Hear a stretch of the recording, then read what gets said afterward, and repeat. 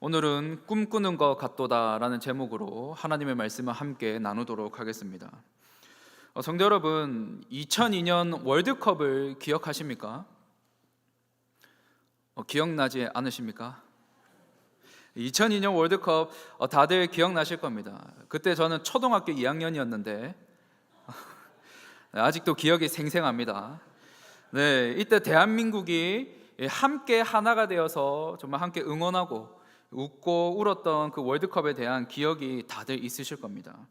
우리가 그 월드컵을 기억하는 이유는 이 여러 강호들을 꺾고 4강까지 올라가는 그런 놀라운 신화를 썼기 때문에 이 월드컵에 대한 기억이 다들 있으리라 생각합니다. 그때 대한민국 응원단은 한 문구를 내세웠습니다.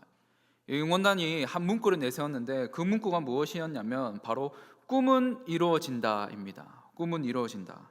그래서 광중석에서 이 큰 카드를 이용해서 이 꿈은 이루어진다라는 그런 문구를 만들어서 우리 대한민국을 응원하기도 했었는데, 이때 모두가 이 열광하면서 그 응원들을 통하여서 정말 꿈만 같은 일이 일어났습니다. 4강까지 올라가는 그런 기적이 일어나게 됐는데, 정말 꿈꾸는 것 같은 그런 환희와 열광 속에서 사람들은 기뻐하며 우리 대한민국과 함께 응원했던 그 2002년 월드컵, 다들 이제는 기억이 나시리라 생각합니다.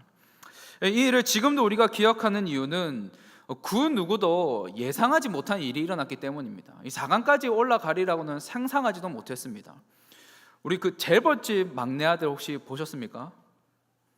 다들 경건 생활에 몰두하시느라 못 보신 것 같은데, 이제 그 드라마에서도 이제 송중기가 4강까지 올라가면 이제 뭐 그런 이제 광고 문구를 내세우기도 했는데요. 이 4강까지 올라가는 이 일, 그 누구도 예상하지 못했던 그 일이 일어났기 때문에 사람들은 그 일을 기억하고 있습니다. 그런데 오늘 본문에서도 이 정말 꿈만 같은 일, 꿈꾸는 것 같은 일이 실제로 일어났음을 고백하고 있습니다. 그렇다면 그 꿈만 같은 일이 무엇일까요? 우리 1절의 말씀을 한번 보실까요? 1절의 말씀을 보시면 여호와께서 시온의 포로를 돌려보내실 때 우리는 꿈꾸는 것 같았도다. 우리가 이 말씀에서 주목해야 되는 것은 여호와께서 시온의 포로를 돌려보내실 때라는 이 말씀 구절입니다. 여기서 시온의 포로를 돌려보낸 사건, 어떠한 사건이 혹시 떠오르십니까? 70년의 포로기 생활입니다. 70년의 포로기입니다. 남유다가 바벨론에게 멸망에 당해서 포로를 끌려가게 되는데 70년의 포로 생활을 하게 된 그 사건을 지금 언급하고 있는 겁니다. 그래서 포로 생활을 끝내고 다시 돌아오게 되니까 그 심정이 어떨까요? 그 심정이 어떨까요? 정말 꿈만 같은 겁니다. 꿈꾸는 것 같이 기쁜 겁니다. 비록 포로로 끌려갔지만 하나님께서는 이 백성들과 함께 하셨고 이 백성들을 인도하셔서 결국에는 고국으로 돌아오게 되는, 포로 생활을 끝내고 다시 귀환하게 되는 그런 꿈만 같은 일이 일어난 겁니다. 그래서 이들은 꿈꾸는 것 같다라고 고백하는 겁니다. 그러나 이 고백은 과거에 일어난 일입니다. 이 사건은 과거에 일어난 일을 고백하고 있습니다. 우리 특별히 오늘 본문 시편 126편의 표제를 한번 보실까요? 우리 표제 파란 색깔 글씨로 표시가 이제 표시되어 있는데, 거기를 보시면 성전에 올라가는 노래라고 기록되어 있습니다. 이것은 하나님께 예배하기 위해 성전으로 올라갈 때, 성전으로 나아갈 때 이 부른 노래입니다. 그래서 성전으로 예배하러 나아가는 자들이 하나님을 기념할 때, 또는 하나님께서 행하신 일들을 다시금 회고하면서 그 도우심을 인정하면서, 그리고 앞으로도 하나님께서 우리를 도와주시기를 간구하며 부르는 시편이 이 성전으로 올라가는 노래입니다. 그런 의미들을 담아서 시편에 담아서 노래하며 고백합니다. 그렇게 이러한 점을 염두에 두었을 때 오늘 본문은 과거에 하나님께서 행하신 일들을, 과거에 하나님께서 회복시킨 그 일을 기억하는 겁니다. 그들의 삶 속에 하나님께서 행하신 그 위대한 일들을 기억하면서 나아가 앞으로도 하나님께서 인도해 주시기를, 그래서 포로기에서 회복시킨 그 꿈만 같은 일들이 지금 자신들의 삶 속에서도 일어나기를 소망하면서 부르는 노래가 오늘 시편 126편입니다. 사랑하는 성도 여러분, 오늘 본문에서 과거에 일어난 일이지만 그 꿈만 같은 일들을 고백할 때마다 소망을 품게 됩니다. 왜 그럴까요? 과거에 인도하신 하나님께서 지금도 우리를 인도하고 계신다는 그 믿음을 담아서 고백하기 때문이죠. 마찬가지입니다. 성도 여러분, 하나님께서는 우리의 삶을 인도하고 계십니다. 우리가 하나님을 알기 전부터 하나님은 우리를 알고 계셨습니다. 그리고 그 하나님께서는 우리를 인도하고 계십니다. 우리는 그 하나님의 인도하심 안에서 소망을 품습니다. 그렇다면 왜 하나님의 인도하심 안에서 우리는 소망을 품을 수가 있을까요? 이 질문에 대한 대답으로 오늘 두 가지를 통해서 함께 살펴보겠습니다. 첫째로, 하나님께서는 우리를 기쁨의 자리로 인도하시기 때문입니다. 우리 2절의 말씀을 보겠습니다. 그때 우리 입에는 웃음이 가득하고 우리 혀에는 찬양이 찼었도다. 그때 문나라 가운데서 말하기를 여호와께서 그들을 위하여 큰 일을 행하셨다 하였도다. 이 2절의 말씀에서 어떠한 분위기가 느껴지십니까? 기쁨과 환희의 고백이 느껴지지 않습니까? 2절의 말씀을 보시면 그때 우리의 입에는 웃음이 가득했다라고 말합니다. 그리고 우리의 혀에서는 찬양이 가득 찼었다라고 그렇게 말하고 있습니다. 이것은 이들이 전인격적으로 기뻐하고 있음을 보여줍니다. 그렇다면 왜 이같이 기쁨으로 고백할 수 있을까요? 왜 이들은 기쁨으로 고백하고 있을까요? 2절 하반절의 말씀을 보시면 여호와께서 큰 일을 행하셨다라고 말씀합니다. 이어서 3절의 말씀에서도 동일하게 말합니다. 여호와께서 우리를 위하여 큰 일을 행하셨으니 우리는 기쁘도다라고 고백합니다. 기쁨을 고백하는 이유는 여호와께서 행하신 큰 일 때문입니다. 여호와께서 행하신 큰 일. 여기서 말하는 큰 일은 앞서 말씀드린 70년 포로기를 의미합니다.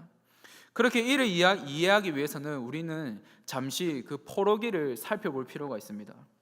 우리가 잘 알고 있듯이 남유다는 바벨론에게 멸망을 당하게 됩니다.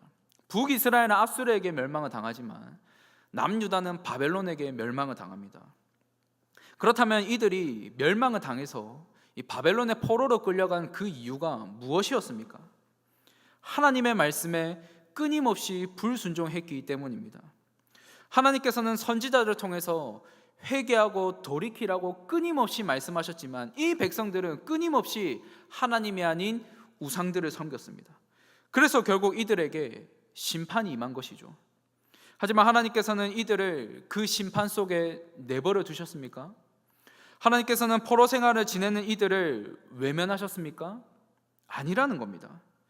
비록 이들이 범죄에서 포로로 끌려갔지만 하나님께서는 그곳 가운데도 에스겔 선지자를 보내셔서 회복의 말씀을 주셨습니다. 뿐만 아니라 하나님께서는 다니엘을 총독으로 세우시고 그에게도 이 회복의 환상을 보여주셨습니다. 그리고 결정적인 사건이 있습니다. 가장 결정적인 사건, 그 사건은 바로 고레스 왕의 칙령입니다. 그 당시 고레스 왕이 펼친 정책이 하나 있습니다. 이 고레스 왕의 칙령에 의해서 이제 포로에서 다시 돌아오게 되는데 그 당시 고레스 왕이 펼친 하나의 정책이 있습니다. 이것을 이해해야지 이 칙령이 이해가 됩니다. 그것은 종교를 포용하는 정책이었습니다. 그래서 이 고레스 왕은 정치, 경제, 군사는 굴복을 시켰지만 종교는 자유롭게 허용해 주었습니다. 이 같은 정책을 펼친 이유는 그 당시 점령하는 국가들마다 각자 자신들이 믿는 신들이 있었습니다. 그래서 이를 허용해 줌으로써 그 자신들이 정복한 나라에 있는 그 사람들의 민심을 잠재웠습니다. 민심을 자신들의 편으로 끌어당겼습니다. 그래서 현재 자신들이 살고 있는 곳에 있는 그 신전에서 어떠한 종교든지 자유롭게 섬길 수 있도록 이 고레스 왕은 허용해 주었습니다. 그래서 자신들이 살고 있는 그곳에서 신전에서 종교를 섬기면서 살 수 있도록 허용해 주었습니다.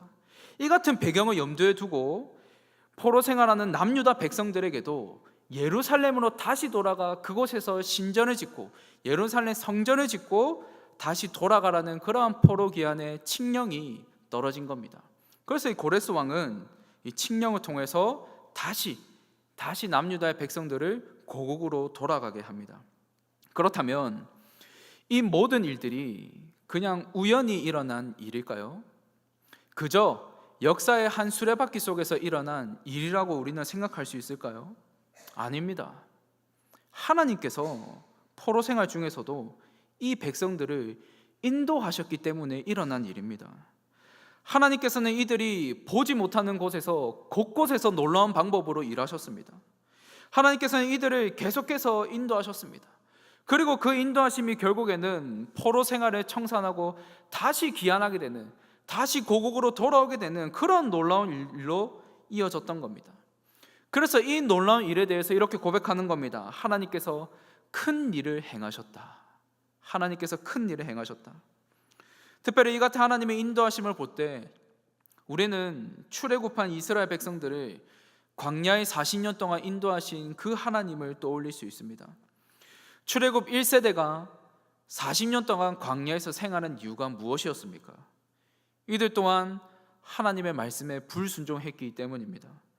그러나 하나님께서 이들을 그 광야의 40년 생활을 내버려 두셨습니까? 너희들 마음대로 어디 한번 그 광야 생활을 지내봐라 라고 하나님께서 이들을 그냥 버리셨습니까? 아닙니다. 비록 그들이 범죄했을지라도 그럼에도 불구하고 하나님께서는 그들을 입히셨고 먹이셨고 그들을 인도하셨습니다. 그래서 모세는 그런 하나님의 인도하심에 대해서 이 출애굽 2세대들에게 다음과 같이 말합니다. 신명기 1장 31절의 말씀을 보시면 광야에서도 너희가 당하였거니와 사람이 자기의 아들을 안는 것 같이 너희의 하나님 여호와께서도 너희가 걸어온 길에서 너희를 안으사 이곳까지 이르게 하셨느니라. 우리가 이 말씀에서 주목하고자 하는 것은 너희가 걸어온 길에서 너희를 안으사 여호와 하나님께서 이곳까지 이르게 하셨다라는 이 말씀입니다. 즉 하나님께서 이스라엘 백성들을 인도하실 때 그냥 인도하시는 것이 아니라 아버지께서 아들을 안고 있는 것처럼 하나님께서 이 백성들을 안고 인도하셨다는 겁니다. 하나님께서 그 권능의 팔로 친히 안고 이 백성들을 그 광야의 40년의 생활을 인도하셨다는 겁니다. 그것을 지금 출애굽 2세대들에게 들려주고 있습니다. 그리고 그 결과 어떻게 되었습니까? 하나님께서 어디로 인도하셨습니까? 저 약속의 땅인 가나안 땅으로 인도하셨습니다. 이 백성들을 안고 저 약속의 땅인 가나안 땅으로 인도하셨습니다. 마찬가지입니다. 사랑하는 성도 여러분, 하나님께서는 우리를 인도하십니다. 우리가 하나님을 알기 전부터 하나님은 우리를 알고 계셨고 우리가 알지 못하는 곳에서, 우리가 보지 못하는 곳에서 하나님께서는 우리를 인도하고 계십니다. 그래서 성도의 인생 가운데는 단 한 번도 우연이 없습니다. 모든 것이 하나님의 인도하심입니다. 그 모든 것이 하나님의 인도하심입니다. 그렇게 모든 것이 하나님의 계획하심 속에 있으며 하나님께서는 그 계획을 실행하시고 성취하십니다. 그래서 우리는 이 같은 하나님의 능력에 대해서 이렇게 고백합니다. 하나님의 섭리라고. 그 하나님의 인도하심 안에 살아가는 자들은 하나님의 섭리 안에 살아가고 있다라고 고백하는 겁니다. 포로 생활을 하는 그 남유다의 백성들을 한번 생각해 보십시오. 하나님의 인도하심으로 말미암아 그들은 결국에는 기쁨을 맞이하게 되었고 그 결과 즐거워하며 찬양하게 되었습니다. 이 모든 것이 가능했던 이유는 하나님께서 인도하셨기 때문입니다. 우리 또한 마찬가지입니다. 우리 모두는 하나님의 섭리 안에 살아가고 있으며 결국 하나님께서는 우리를 기쁨의 자리로 인도하십니다. 그렇게 성도 여러분, 선하신 하나님께서는 우리를 선한 길로 인도하시는데 그 선한 인도하심은 우리를 결국에는 기쁨의 자리로, 찬송의 자리로 인도하신다는 것을 꼭 기억하시기를 바랍니다. 그 하나님의 인도하심 속에는 반드시 기쁨이 있기 때문에 그 기쁨을 누리며 사시기를 축복합니다. 또 그렇다면 왜 하나님의 인도하심 안에서 소망을 품을 수가 있을까요? 둘째로 하나님께서는 우리를 회복시키시기 때문입니다. 우리 5절과 6절의 말씀을 같이 한번 읽도록 하겠습니다. 오늘 본문 우리 5절과 6절의 말씀인데요. 5절과 6절 같이 한번 읽도록 하겠습니다. 시작. 눈물을 흘리며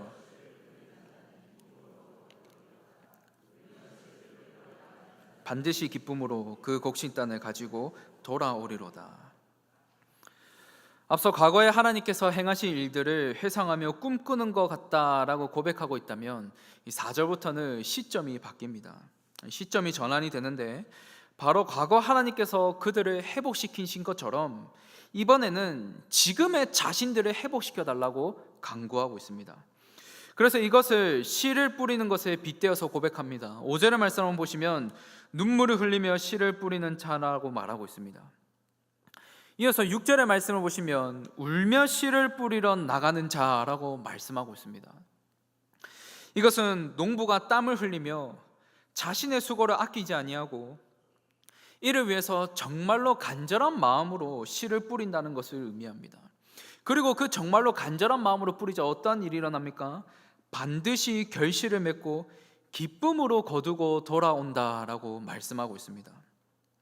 특별히 5절과 6절에서 반복적으로 나타나는 단어가 있습니다. 5절과 6절의 말씀 보시면 반복적으로 나타나는 단어가 기쁨으로입니다. 기쁨으로. 이 히브리어 원문에서 이 단어는 기쁨으로 외친다, 기쁨으로 소리친다라는 그러한 의미를 담고 있습니다. 즉 울며 씨를 뿌리는 나가는 자는 반드시 기쁨의 함성을 지르며 그것을 거두고 돌아온다는 것을 의미합니다. 그렇다면 기쁨의 함성을 지르며 거두면서 돌아오게 하시는 분은 누구일까요? 누구를 통해서 이러한 일들이 일어날까요? 우리 4절의 말씀을 계속해서 보시겠습니다. 4절의 말씀을 보시면 여호와여 우리의 포로를 남방 시내들 같이 돌려보내소서. 여기서 말하는 남방 시내들은 네겝 지역을 의미하는데 광야 지역입니다. 이곳은 광야. 이 지역은 비가 오게 되면 마른 시내가 급류로 바뀌게 된다고 합니다. 그 변함이 매우 빠르고 극적이라고 합니다. 그렇게 이 말씀은 매우 빠르고 극적인 회복을 강구하고 있는데 누구에게 그 회복을 강구하고 있습니까? 바로 여호와 하나님입니다. 여호와 하나님께서 신속하고 극적인 회복을 해주시기를 강구하면서 바라보고 있는 겁니다. 그렇게 4절부터 6절까지의 말씀은 지금 현재 자신들이 그 어렵고 힘든 상황을 겪고 있지만 과거에 하나님께서 자신의 조상들, 그 선조들, 과거에 하나님께서 회복시킨 것처럼 자신들 또한 하나님께서 반드시 회복시키실 것이라는 그 확신을 담아서 지금 고백하고 강구하고 있는 겁니다. 자, 그렇다면 이들이 하나님께서 회복시켜 주실 것을 강구할 수 있는 이유는 무엇일까요? 무엇 때문에 이들은 하나님께서 회복시켜 주실 것을 강구하고 있을까요? 하나님께서는 반드시 약속을 지키시는 분이시기 때문에 강구할 수 있는 겁니다.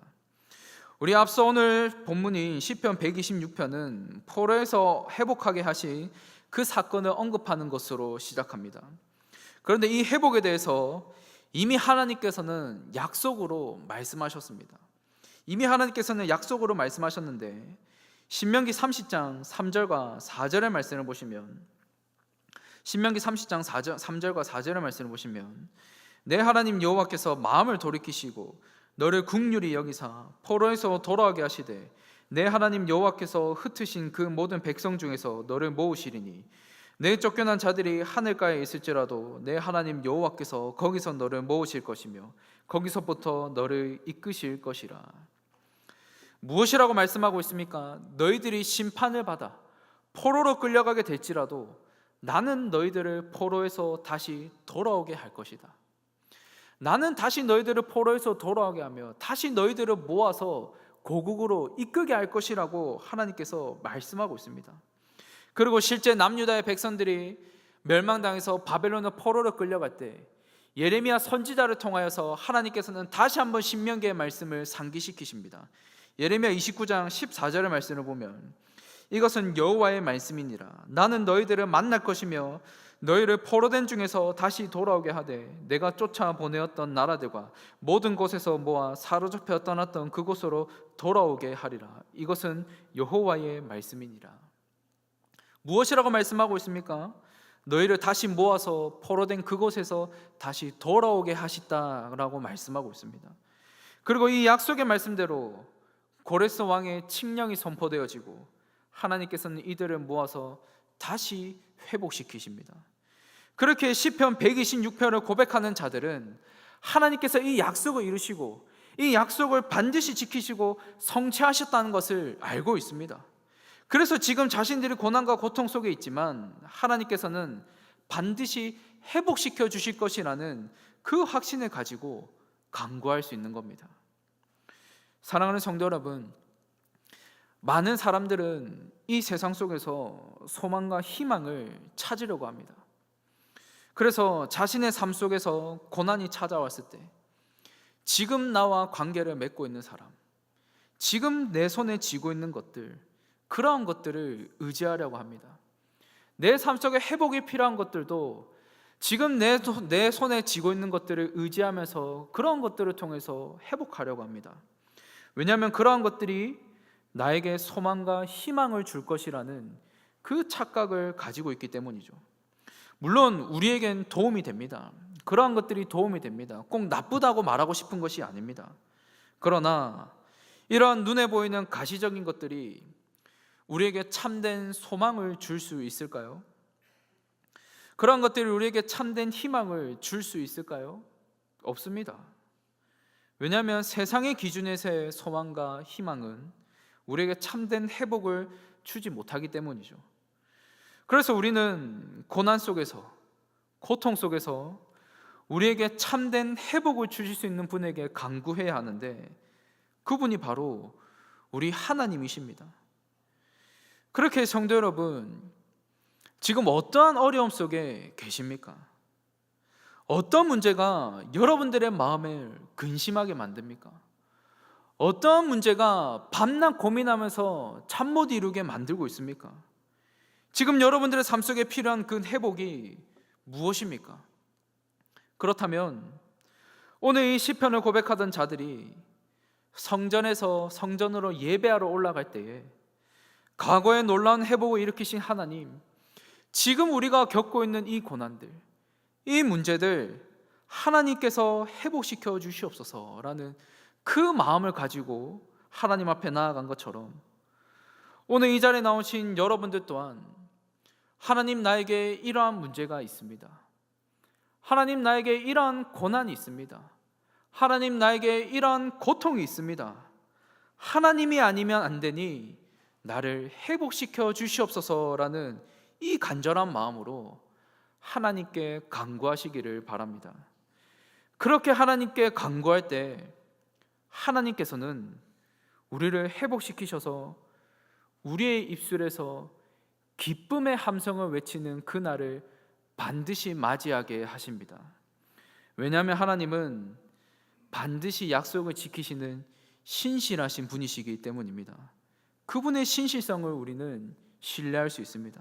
그래서 우리는 그 하나님께 믿음으로 간구할 수 있습니다. 그렇게 오늘 이 자리에 나오신 모든 성도님들은 삶의 문제와 고난 속에서도 하나님의 인도하심과 그 회복하심으로 말미암아 꿈꾸는 것 같도다라는 이 시편 126편의 이 고백이 오늘 이 자리에 나온 우리 모든 성도님들의 고백이 되시기를 주님의 이름으로 축복합니다.